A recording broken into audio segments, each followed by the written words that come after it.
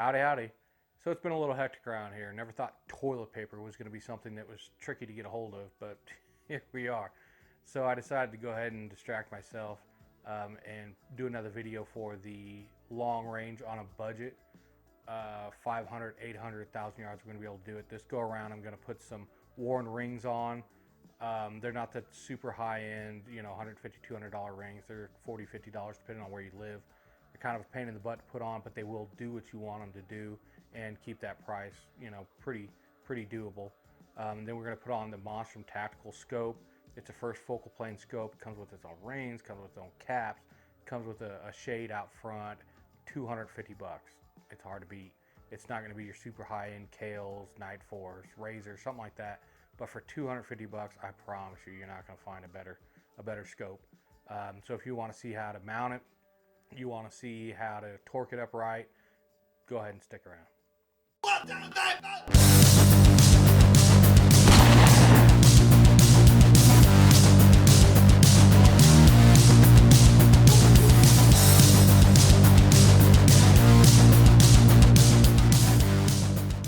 Okie dokie, so now we're going to put the rings and the scope on here.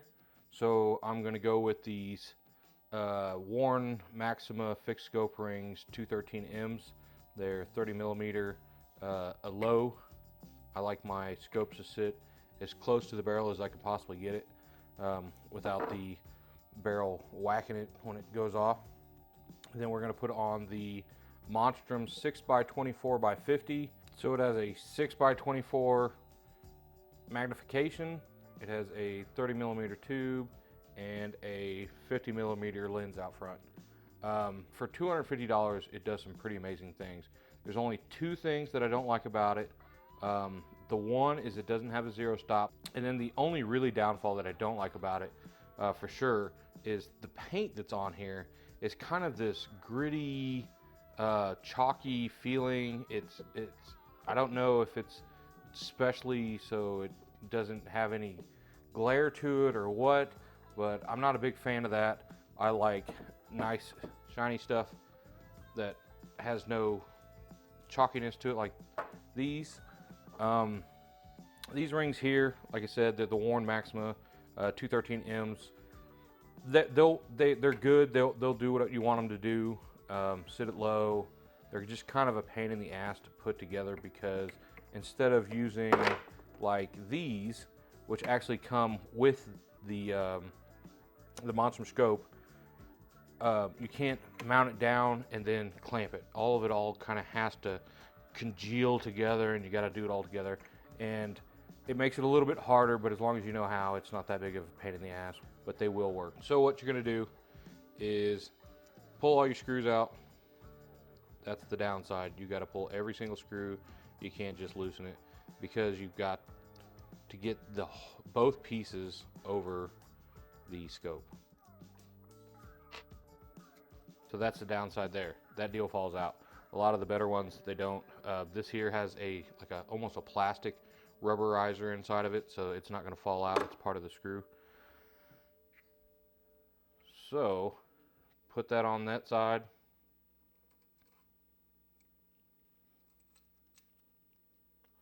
And then what I do is I grab that little bar and I slide it in there and make sure it's not going to fall out. And then I just kind of halfway tighten it up there so it's not quite open enough to where it's going to fall out. Then I go back to the other side, do the tops. Same deal, leave them generally loose so you can spin them around like that. Now on the front one, I'm going to do a little bit different. Instead of the screw heads being on this side, I'm going to make sure that I put the screw heads on the other side. This is going to help to where when you mount it, you can start to adjust it back and forth. So as that thing starts to roll a little bit from tightening one side up to the other, you can counteract that by rolling it back to the other direction. Now, like I said, the screw heads are on different sides. Roll that one underneath there, and if you do it and you kind of leave them the bottom ones especially loose enough, you can just get it on there like that. So then I just tighten the bottoms up just a hair, and then actually back it off a little bit so there's still some movement in there. So now that I've got the rings to the bases, it's just like that. That's why I leave it loose. It's just like the rail. You want to have everything pushed forward so that when the gun jerks back from the fire, the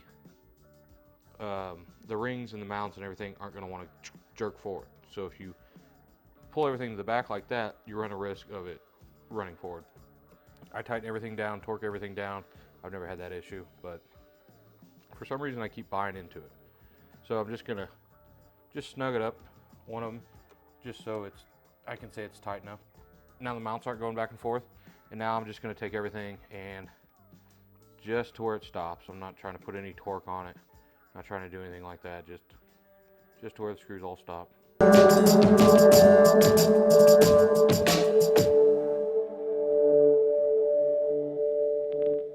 So after you've figured out how to get this thing as far as front to back as you want it, there should still be a little bit of play in the roll itself.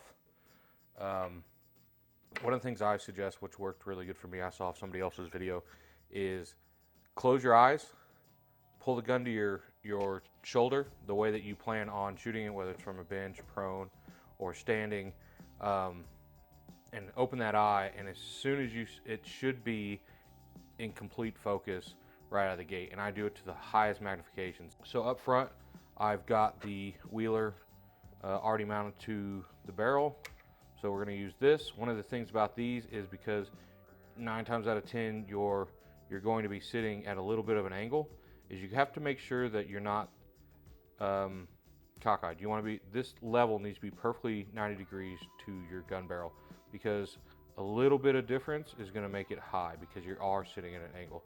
So do your best to make sure this thing is sitting perfectly 90 degrees.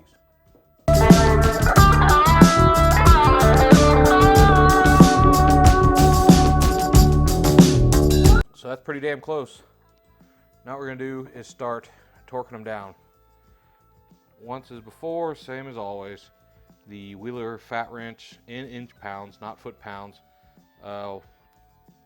Warne suggests that you torque them down to 25 inch pounds. Said this 100 times. You don't start at 25. You don't torque down one side. You start at little increments. So we're going to start at 10. The more increments you do, whether you start at 5, 10, 15, 20, whatever, the better off you're going to be. So I'm going to start on the bottom. Got that. Start on the top. Now you're going to check your level. So it's pulled to my right just a little bit. Hopefully, leaving these a little bit loose over here will pull it back the other direction.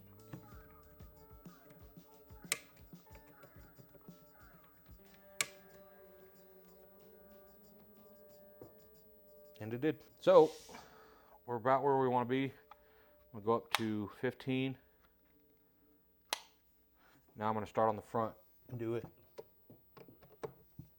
Check the level. Pretty close. This will probably pull it back around. Check the level. Pretty damn close. So now we're going to go up to 20. Start back here. Once you start getting it torqued down, it should stop moving back and forth on you. Now we're going to go up to 25. We're done. Last increment. Now what I'm going to do is check the level. See which way it needs to pull just a little bit. So it needs to pull what looks like that way just a little bit. Screw heads are going to pull towards them.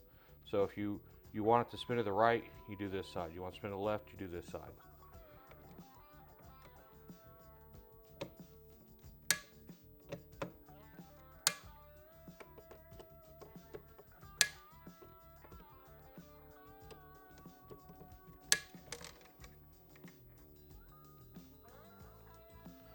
Check the level. Perfect. So it should just wind up the way we want it.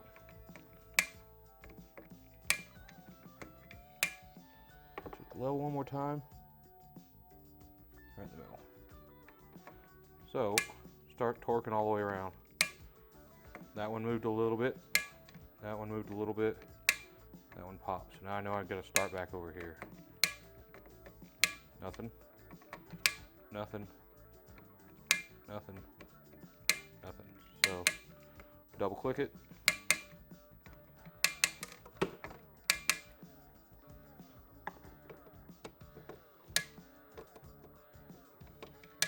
Some more things I'd like to say about the Monstrum Tactical. It does have locking turrets, which is kind of nice. You can pick them up, turn where you want, lock. You don't have to worry about it moving. They do have a pretty decent click, and they're not too mushy feeling. It's not one of those things that I hyper get crazy about like some people do. The parallax is stiff, but one weird thing is it goes from 10 to 1,000, which I think every other scope I have goes from 100 to 500. So this is pretty cool. It does have illuminated reticle. It goes 1, 2, 3, 4, all the way to 11. I do wish it went from 1, 0, 2, 0. So each click in between would shut it off. That way I don't run down the battery. The windage is the same. It's locking.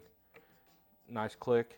These here come with the scope, just like the rings that come with the scope.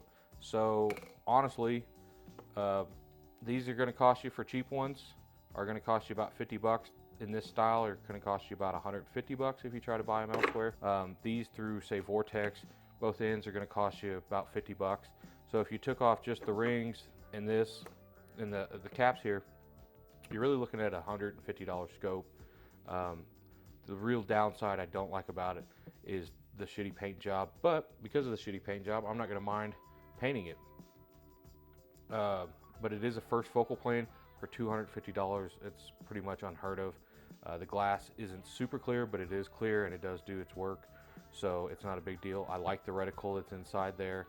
For 250 bucks, it's actually a pretty impressive scope of everything that it does. But all this is ready to go. Next, I'll take it out to the range, zero it in at 100, and start right out at 5, 6, 7, 8, even 1,000 yards.